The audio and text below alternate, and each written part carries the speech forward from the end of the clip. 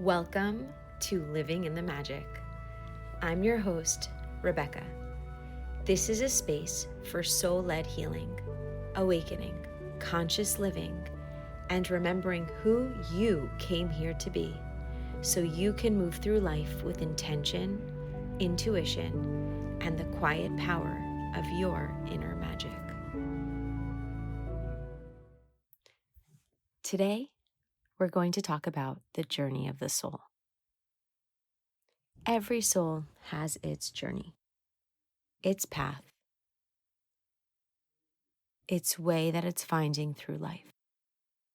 Before our soul chose to come down into this life, into the reality that we live in, we made a choice. We chose to come back down. And when we chose to come back down, we chose the parents that we chose, the siblings that we chose, the ancestors, the location, all the specifics and details of our life. And we chose all of that because we knew we were coming here on a mission. That mission is to grow, to shift, to correct all that we have created for ourselves in past lives. We may have come here as a healer, as a sharer, as someone to disrupt. But whatever our life mission is, it is one that we knew and agreed to before we came. Our soul knew what lessons it would need to learn, what messages it needed to receive, what responsibility it would have, what its job would be. All of that was pre-written into us coming down here. It was part of the deal of coming into this reality. But our free choice is how we handle that journey every moment of every single day. Our free choice is to decide for ourselves, am I going to learn the lessons? Am I going to listen to the messages? Am I going to do the work? Am I going to confront the situation I've been needing to confront for a few lifetimes? Am I going to heal and release the fear I'm holding around relationships or about becoming successful? Am I going to continue to hold on to the limiting beliefs and what doesn't serve me of what I believe about money or about children or about being in a committed relationship or about my mom or my sister or a friend or a boss? Am I going to choose to believe in myself or am I going to choose to not believe in myself? What do I believe about my body? How do I treat it? All of the challenges that come up for each one of us on a daily basis are there as messengers to help us heal. Those are the lessons we need to learn. And so if we don't learn them, they will come up over and over and over again until we do, because that's the purpose of our being here.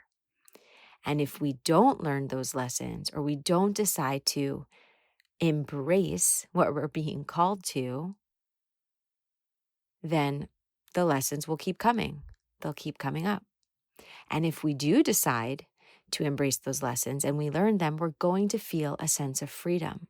We're going to feel as if, imagine your heart connected to hundreds and hundreds of different strings and just pulling it down, it feels heavy, right? Like imagine a tarp. And the tarp is connected to lots of different strings with, what are those?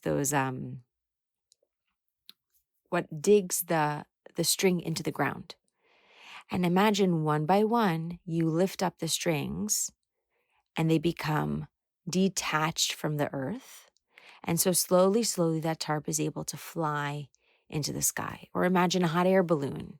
Before a hot air balloon takes off, it's attached to the ground and it's held down.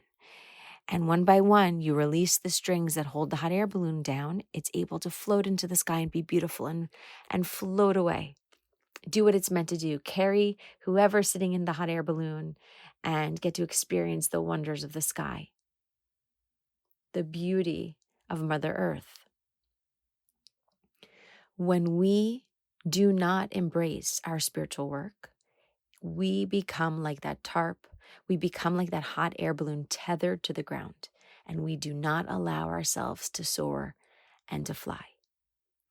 But as we do our spiritual work, what we do is we release one after the other of those strings that keep us tethered to the ground, that keep us truly, actually uncomfortable, unhappy, unsuccessful, feeling unfulfilled, feeling unconnected to ourselves. Sure, there are many different things in this physical reality we can use to try to trick ourselves into thinking that we're flying high all the time, whether that's drugs or alcohol or physical possessions or food, or convincing ourselves over and over and over again that we were right when truly we were wrong, not taking responsibility, making excuses for our behavior or the behavior of those around us. So many ways we can keep ourselves tethered to the ground. But when we instead decide to embrace the challenges, the messengers, the lessons that get sent our way, we slowly allow ourselves to, one at a time, detach so that we can fly and float and marvel at the wonder that is this life and enjoy, truly enjoy every part of it. And that will look different for everyone. It will look different for everyone. And quickly, important for me to say and to note that there's nothing wrong with having beautiful things, and there's nothing wrong with a glass of wine. If those things bring you happiness and fulfillment, I don't believe that spirituality is meant to be a complete disconnection from the world of the physical. But it's when we use those physical things to bring us consistent and constant happiness, where we believe that our happiness lies in them, we give them all of our power. That's where we keep ourselves tethered to the ground. But to be able to do our spiritual work and then go out with friends and have a glass of wine or buy the purse that you've been dreaming of, go for it, because we're doing the real spiritual work inside. Another important part of our journey are the people that are on it with us. And the people that are on our journey with us are there to show and guide us in all different ways. Some of them will be there as a consistent support, and it will, that guidance, the messenger that is within them that is there for us, will feel really good. And sometimes it won't. Sometimes the people present or the person present will be difficult, will be challenging. They are there, to be sure, to help us grow and shift and change. And our job is to ask, what is it that they are there to teach me? What is it that they're bringing up, so that eventually you don't have to like them and you don't have to welcome them into your inner circle. But you do need to be able to look at them and understand what it is that they were there to teach you. What is it that they were there to teach me, to help me grow? How did they help me learn? They are on a journey of their own soul as well. And so when they cross ours, be sure that they're helping us to grow, and we are helping them to do the same. So a soul journey is not singular. Doesn't journey only by itself, right? We come into contact with many different people because we have something that we need to perhaps fix from a past life or heal between us, so that we can grow, so that we can rise above and we can float and fly like that hot air balloon. It will feel good. You'll know that you shifted and changed because it will feel really good. You will feel a little bit lighter. You will feel a little bit less tethered. That being said, the flip side of that is that oftentimes we mistake the belief that we are responsible for the journey of other people's souls, that we are responsible for anyone but ourselves. What does that look like? That looks like trying to fix or help someone who doesn't want to be fixed or helped. That looks like trying to control the narrative for someone in our life. That means making excuses for someone in our life. That could be our children. If you have a child, you'll know how sensitive the topic of a child is to a parent, because all we want to do as parents is keep our children safe and healthy and on their journey and direct it. When our children are young, we have a little bit more of the ability to sway and swerve them the way that we want them to go. But our job is not to do that, but to gently guide them, sway and swerve them a little bit perhaps, but with the understanding that ultimately they are responsible for their own journey and we cannot control their behavior, nor should we. It is detrimental to both them and us, and it will come between us in a relationship. You can't have a true, fluid, loving, connected relationship if you are trying to control the outcome for a person. Because part of being a parent is letting go and understanding that each of our children has their own journey that we can support them on, and we can point them towards the right tools and always be there for them when they ask for our help, and as long as it's in a balanced way, as long as it's also allowing them to be on their journey. Sometimes our parents, we feel responsible for them because we've grown and we've shifted and we see our parents not doing the same. They may think they are and they're not, or maybe they're just not interested. And we see how painful it is it's so painful to watch them be uncomfortable, to watch anyone in our lives. Maybe it's our partner and they're not on a spiritual journey and we see them, shooting themselves in the foot over and over and over again, clearly not learning the lesson. Not getting off the couch, not taking care of themselves physically, not pushing themselves, complaining a lot maybe, self-sabotaging over and over, not actually learning anything. It's very hard and very painful to watch someone we love do that. It is not our job or responsibility.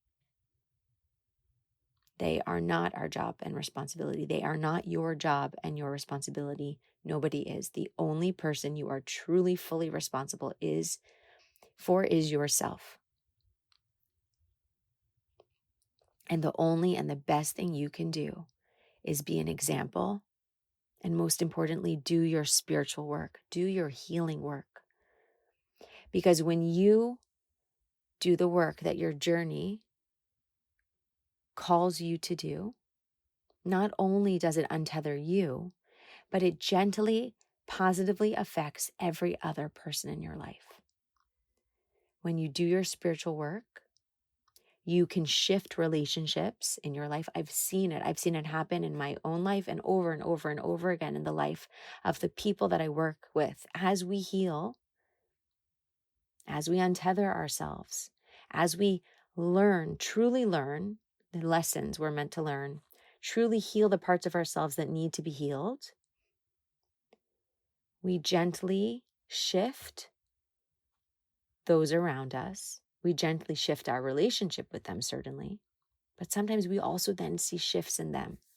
That's the power of a person on a healing journey. That's the power of a person who is connected to the journey of their soul. And so today, I ask you, if you're not doing this already, start to notice what are the patterns that repeat for you over and over and over again in your life that keep your heart or your body, another body part perhaps, feeling tethered, feeling stuck, feeling frustrated, where you don't feel like you have clarity. Take note of that. Write it down. Just start to pay attention to those patterns, because that is a part of the journey of your soul. That is why you are here.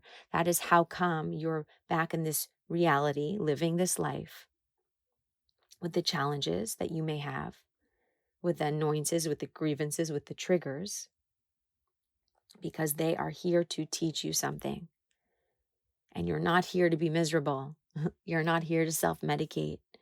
You're here to do what your soul came to accomplish, which are those lessons, learn those lessons, heal, and then become the ultimate version of yourself, where you have accomplished all of your dreams. You feel like you're living your life's purpose. You're living happily with your family, or you've achieved what you wanted to in work, or You've moved to a beautiful paradise island, which you've always wanted to create for yourself. Whatever that looks like, it will look like. Not just the physical. It's not just getting the picture right. Your soul journey is not just having the things look great on the outside. It's also feeling in connection, feeling happy, feeling at one with yourself on a regular basis. Thank you for joining me here on Living in the Magic. May you carry what you've received into your day, into your heart, and into your life, walking forward with more clarity, connection, and trust in the magic that is within you.